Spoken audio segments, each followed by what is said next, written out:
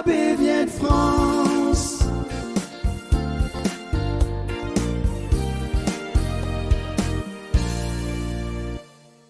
Mon nom est David Zapata. Je suis né le 3 juin 1968, en pleine guerre du Vietnam.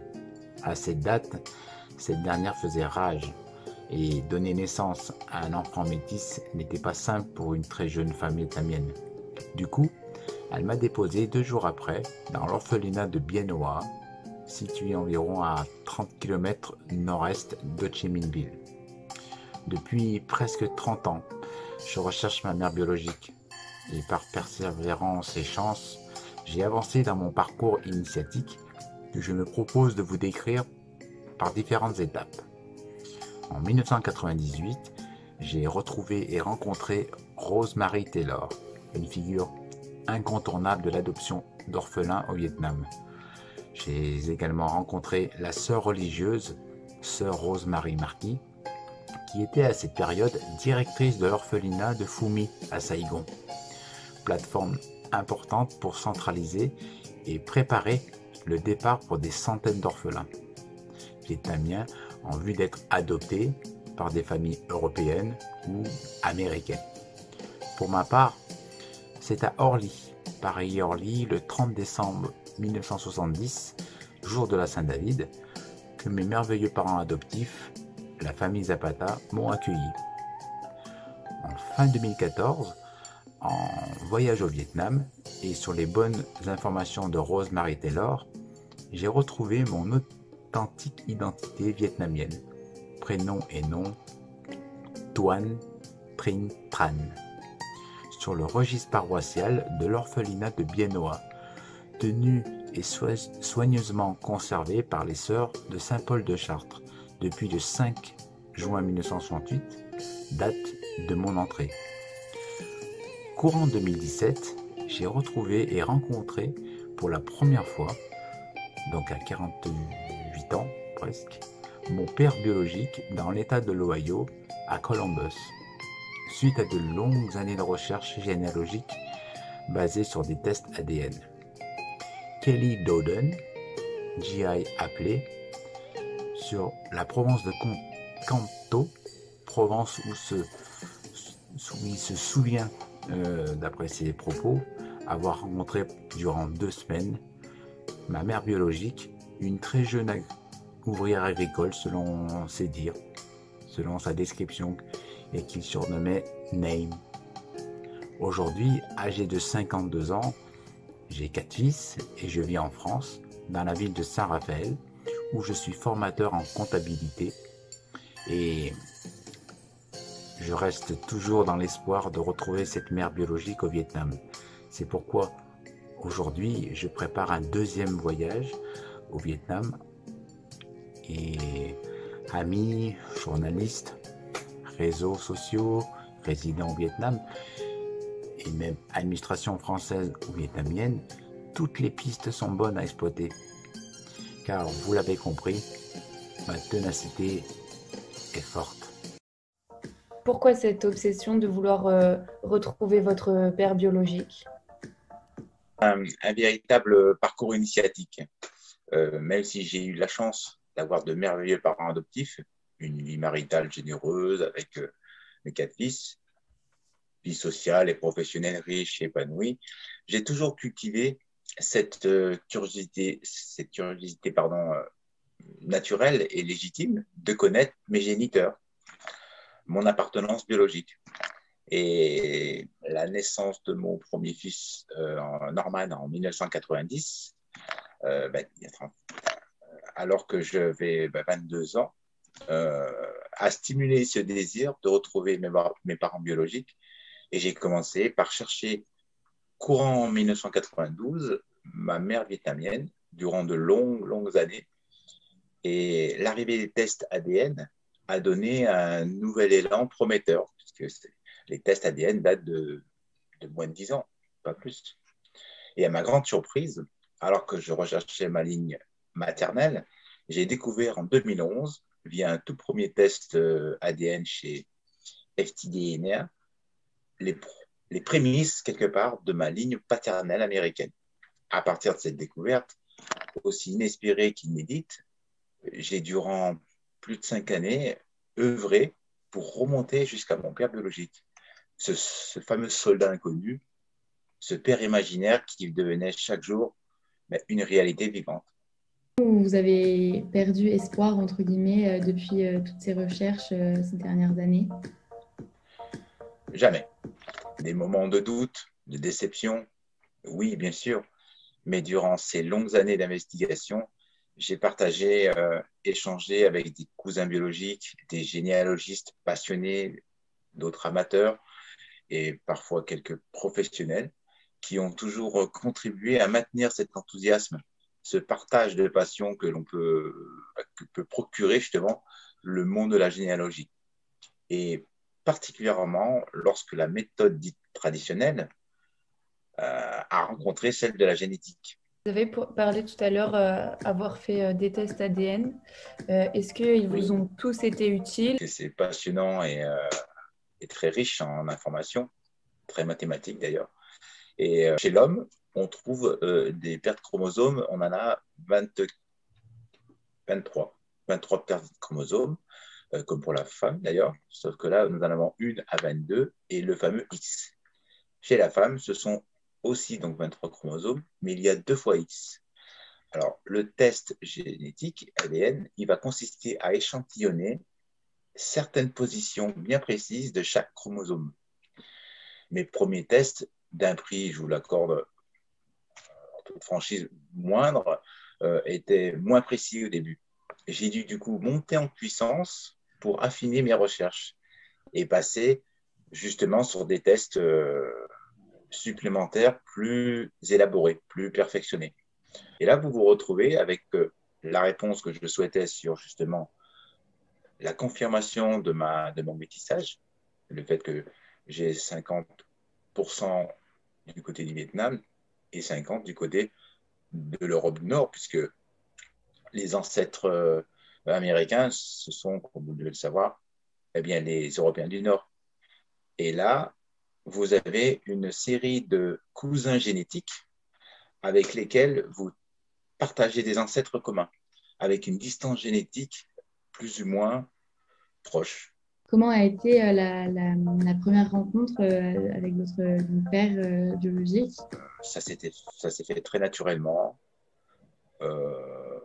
L'avantage, c'est que ça n'avait pas été on n'avait pas eu trop de visio, de contacts téléphoniques ou autres, juste des échanges de mails, ce qui fait que ça a permis de garder ce côté authentique et nouveau sur la première rencontre qui s'est faite donc à l'aéroport. Mon père biologique ainsi que mes 2 sœurs biologiques, demi-sœurs donc, sont venus m'accueillir à l'aéroport d'Ohio, à Columbus exactement, le fameux en mars 2017, date à laquelle donc j'ai rencontré pour la première fois mon père biologique. Très naturellement, il m'a regardé, on s'est regardé ensemble, les yeux dans les yeux, et il n'y a pas eu énormément de mots, ça s'est fait beaucoup par le regard, et au travers de son regard et du mien, enfin moi j'ai surtout regardé le sien, et bien j'ai senti cette adhésion et cette acceptation qui avait été déjà au préalable confirmée par ADN, mais là c'était une réalité du moment, une réalité qui est devenue palpable, visible. C'est particulier. Donc, j'ai eu la chance d'avoir une famille qui avait déjà, je pense que ça jouait en ma faveur. Mon père biologique, Kelly Dowden, avait divorcé de son ex, de la maman de mes demi-sœurs. Et la recomposition de famille, c'est quelque chose qu'il connaissait déjà. Il y a donc cette ouverture déjà d'esprit sur le fait qu'une famille peut être recomposée. Ça a beaucoup aidé, je pense que ça a beaucoup aidé puisqu'après j'ai bien entendu connu les demi-sœurs, les 2 sœurs, enfin la famille complète. Et on avait déjà cette adhésion sur l'idée de la famille qui n'était pas forcément rattaché qu'au noyau marital. Du coup, vous entretenez régulièrement des relations avec votre famille paternelle, biologique. J'ai également un demi-frère, Kenny, et ce demi-frère également, il a fallu effectivement bien le gérer parce que je voulais pas. Je ne sais pas si vous imaginez quelque part. Moi, j'ai dans ma famille française, je suis le cadet, le plus jeune. Et vous vous habituez à cette notion, pas hiérarchique, mais cette notion de descendance, d'ordre, de naissance. Et là, il se trouve que tout est renversé. Je suis le premier enfant de Kelly Doden. Donc, ils m'ont vu comme un grand frère français, alors que moi, j'ai toujours vécu l'inverse. Et ça, c'est assez bouleversant, assez prenant, parce qu'il faut que vous jouez le jeu. Le regard qu'ils ont, eh bien, et puis il faut aussi également inscrire votre ordre de naissance dans un nouvel ordre, puisque c'est une nouvelle famille. Mais chaque année, je vais donc je vais dans l'Ohio, ou chez ma sœur à Myrtle Beach, en Caroline du Nord, enfin, limite Caroline du Nord et du Sud. Et j'essaie justement de découvrir, comme si je voulais un peu rattraper le temps perdu. Bon, on ne le rattrapera jamais, mais on a toujours effectivement cette soif de se connaître parce que, comme je vous le disais, ça se passe vraiment bien en termes de feeling, de relationnel. Et c'est juste fantastique d'avoir cette possibilité d'avoir un peu une double famille. Une de mes deux demi-sœurs américaines, Dodie, est venue il y a 2 ans me rendre visite en France. Elle a fait le déplacement. L'échange, comme vous pouvez le constater, est dans les deux sens. Alors, je ne sais pas si Kelly Doden, mon père bio, souhaiterait venir. Je pense que oui, puisqu'il a ce côté château fort français parce que pour eux, vous savez, il n'y a pas de château, il n'y a pas une histoire identique à celle de l'Europe. Donc, quand il entend parler de château fort, c'est quelque chose qui le touche et qui les m'a vraiment visité, rencontré, qu'on avait l'intention de continuer à se voir, même si ça reste limité à 1 à 2 fois par an. Comment avancent les recherches pour votre mère biologique donc, au Vietnam et quels sont, si vous en avez, les premiers mots que vous pensez pouvoir lui dire si vous la voyez? Les recherches, c'est justement dans tous les articles qui sont sortis, j'ai un peu déposé l'idée pour avoir justement entre autres une aide en provenance justement de personnes comme Anheim, hein, qui justement m'a permis de faire publier une annonce sur un national, un quotidien vietnamien. Et il est vrai qu'à aujourd'hui, mes recherches, elles sont fixées sur un nom, un prénom que j'ai retrouvé grâce à une lecture parce que je me suis déplacé en 2014. J'ai réussi à visiter l'orphelinat de Bien Hoa, dans lequel j'ai été déposé par ma mère biologique, donc en juin 1968, en pleine guerre du Vietnam. Et grâce à la lecture de ce répertoire, puisque c'est le seul unique document qui a été conservé au Vietnam, et sur ce registre paroissial, eh bien, il était indiqué mon nom et prénom vietnamien, ainsi que le nom de la personne qui m'avait déposé, qui était censée être ma mère, ou peut-être une personne à qui ma mère avait confié son enfant. Et à partir de ce nom, j'ai pu donc faire d'autres recherches, mais qui, à aujourd'hui, malheureusement, n'ont pas abouti. Et il est vrai que la cerise sur le gâteau, vous l'avez tous compris, ce serait de retrouver ma mère biologique. À défaut de la retrouver, elle, c'est de rencontrer et de au moins converser et retrouver une partie de ma lignée maternelle. Je suis convaincu que j'ai demi-sœur et demi-frère au Vietnam. Alors, les premiers mots que j'aurais à lui dire, c'est un peu... J'aurais tendance à de suite la rassurer sur le fait que je n'ai aucun jugement sur l'abandon qu'elle a réalisé, car cet abandon, c'est un peu une façon de nous sauver la vie. Il est clair qu'en 68, je vous laisse imaginer dans le chaos complet ce que serait pour un métis comme moi qui était très visiblement métis.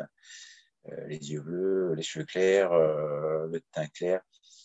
J'ai un métissage effectivement qui aurait été compliqué à vivre au Vietnam. On voulait parler de l'association du coup AB Viet France et savoir comment vous l'aviez connue. AB Viet France, c'est un intermédiaire de Heinheim qui m'a contacté. Je pense que c'était suite à un article qui est sorti sur mon histoire personnelle, un article de presse, puisqu'il y en a un bon nombre qui sont sortis. Et à la suite de cet article, Heinheim m'a contacté pour, en tant que Vietnamien, un compatriote, il voulait faire part de cette satisfaction qu'il a vue, de ce côté happy end de mon histoire. Et ça a tout de suite accroché, car il est très social, il y a une communication, un feeling qui est passé, même si c'était au téléphone, il y a des choses quand même qui passent. Et on s'est même d'ailleurs rencontrés à Cannes, de mémoire. Alors, je ne sais plus exactement, c'était dans le cadre de l'association ABV Viet France. Et j'en ai profité, étant domicilié à Saint-Raphaël, à proximité, pour aller la rencontrer. On est allé boire un verre ensemble pour justement souder cette amitié qui est née à partir d'un article de journal. Et il est vrai que tout ce qui a trait à une relation intéressante, vivante, un peu originale aussi entre la France et le Vietnam, ça m'a intéressé. Est-ce que vous auriez un message donc à transmettre ou à dire à des personnes qui recherchent également leurs parents, enfin un de leurs parents au moins biologiques comme vous aujourd'hui? À d'autres personnes qui recherchent leurs parents biologiques, je leur dirais de rester toujours dans une distance. Et c'est ce que j'ai toujours fait. Et il faut faire en sorte de partager, de connaître justement des généalogistes. Vous apprenez, je sais que moi, même si je n'avais pas retrouvé mon père biologique, l'expérience que j'ai eue avec tous ces généalogistes, avec toutes ces recherches, cette découverte de l'ADN, et je vous en passe puisque je pourrais en passer beaucoup de temps à vous l'expliquer, ils m'ont donné cette passion. Et rien que pour ça, l'aventure a été merveilleuse, formidable. Ça a été hyper enrichissant. Alors bien entendu, la cerise sur le gâteau, c'est de l'avoir trouvé, d'avoir effectivement pu aboutir. Mais il faut avoir cette distance vraiment nécessaire. Parce que tout ça va jouer dans vos recherches. Je vous dis ça parce que je sais pertinemment que certaines personnes avaient presque trouvé. Ils n'ont pas eu peut-être le feeling qui a fait que la famille a un peu coupé les ponts et s'en est resté là. Après, je dis ça sans connaître précisément la réalité, mais il faut rester très dans une humilité. Alors c'est vrai que c'est un peu délicat parce qu'à la fois vous avez peut-être tenace, motivé, mais d'un autre côté, garder une distance pour vous préserver de vous-même. Savoir si vous pouviez nous dire un mot en vietnamien pour AB Viet France Télé. Mi tan nhu con nhu me. Je pense à toi, maman.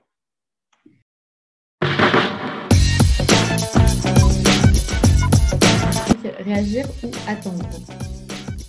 Réagir. Passé ou futur? Le passé. Rêve ou réalité? Réalité. Cinéma ou musique? Musique, ça aurait été ma passion j'aurais toujours voulu être musicien d'ailleurs. Sophie ou sandwich? Sandwich Pot ou raclette? ou alors pot, oui. Été ou hiver? Été, Télé ou livre? libre, Film américain ou cinéma français? américain. Rock ou techno? J'aime les deux, mais j'aurais tendance à vous dire quand même plutôt électronique. Donc techno, là. Chien ou chat? Par pratique, c'est pratique d'avoir un chat dans l'appartement, mais j'aime bien les deux. Alors, je dirais chat. Foot ou tennis? Foot, Plage ou montagne? plage, parce que j'aime beaucoup l'eau. La plage. Semaine ou week-end? Oh, bah, week-end, Chanter ou danser? danser Travail en équipe ou travail personnel? en équipe. Instagram ou Facebook? Facebook, il faut quand même noter, dans le cadre de ma recherche, c'est grâce à Facebook que j'ai retrouvé mon club de la réalité. Noir et blanc ou couleur? L'heure, Oui. Judo ou veau Vietnam? au Vietnam, mais je pratique du Dao Yo aux États-Unis ou Canto au Vietnam? Canito au Vietnam.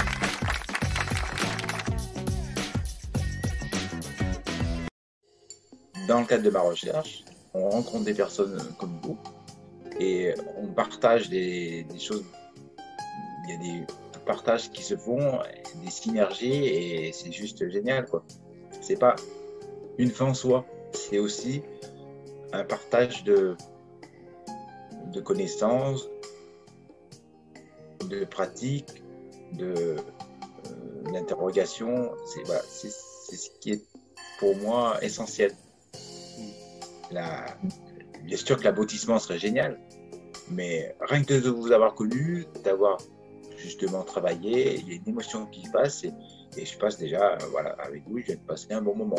Vous avez raison, en tout cas, on vous souhaite d'y arriver et vous avez raison de réagir comme ça, en tout cas, malgré les difficultés. Donc, voilà. Mais merci en tout cas de nous avoir partagé votre histoire et voilà.